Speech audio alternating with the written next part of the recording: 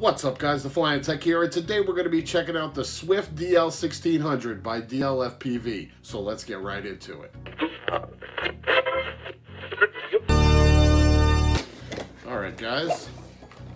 So we've got what looks like a Tiny Whoop type clone.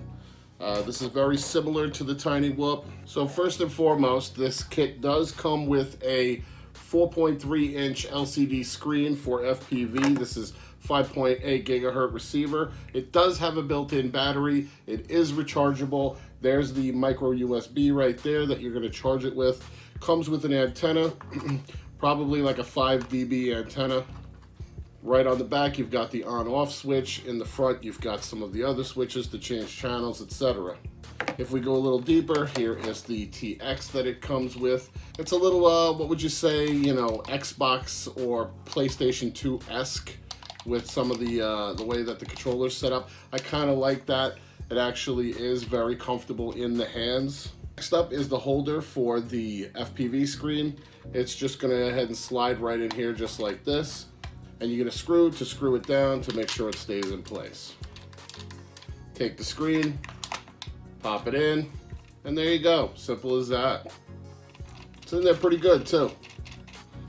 As far as accessories, you get the charger that comes with it, as well as a set of extra props.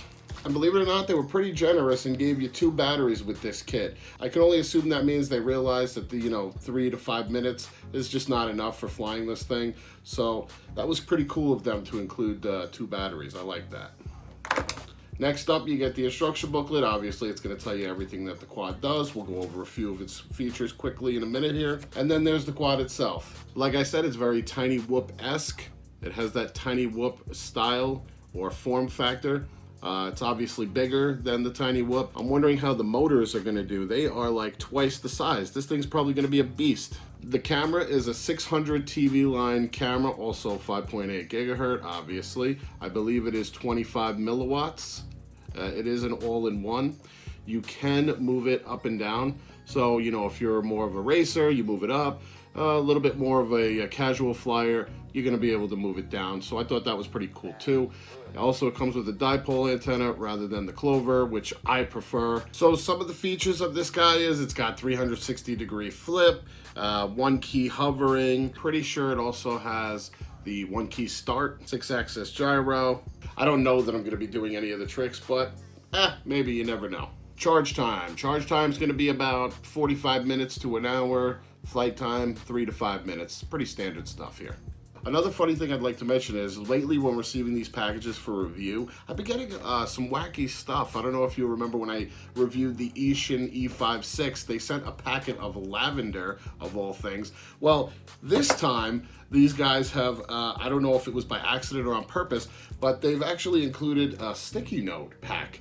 And you can see right here on the back, it has Chinese or Asian writing. So I you know, this is not a prop. I did not put this in with this review. I legitimately got this, and I honestly don't know why. I'll have to ask the manufacturer. All right, guys, I'm sure you want to see how it functions, how everything looks, how the FPV looks. So let's go ahead and set up the FPV and take it for a flight.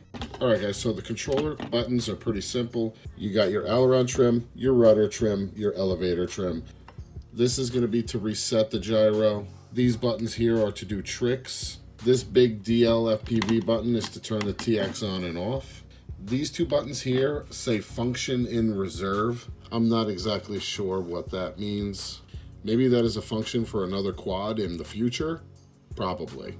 One thing I forgot to mention is that this quad has 3 different speed settings. You've got low, medium, and high, and you'll know this by the color indication as well as the sound. You've got low, 2 for medium, 3 for high.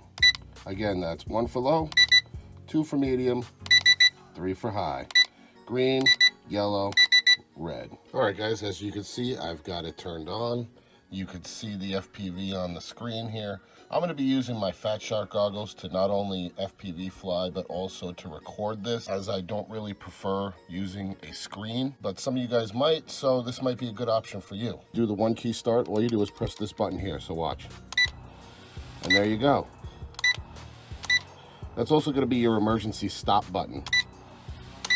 All right, let's take it for a flight.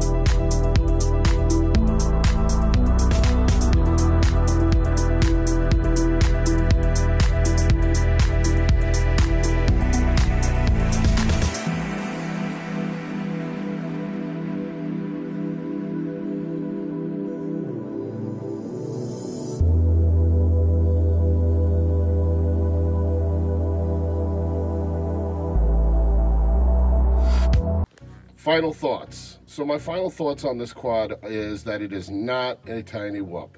Believe it or not, the tiny whoop is a little bit more agile, can get into tighter spaces, just seems to feel a little bit more fluid than this guy does. This isn't a bad flyer, but I do notice that it does have a slight latency on the inputs when I put in the sticks. It's also not good in the wind, so you're going to want to fly this when it's very calm out. The range wasn't great.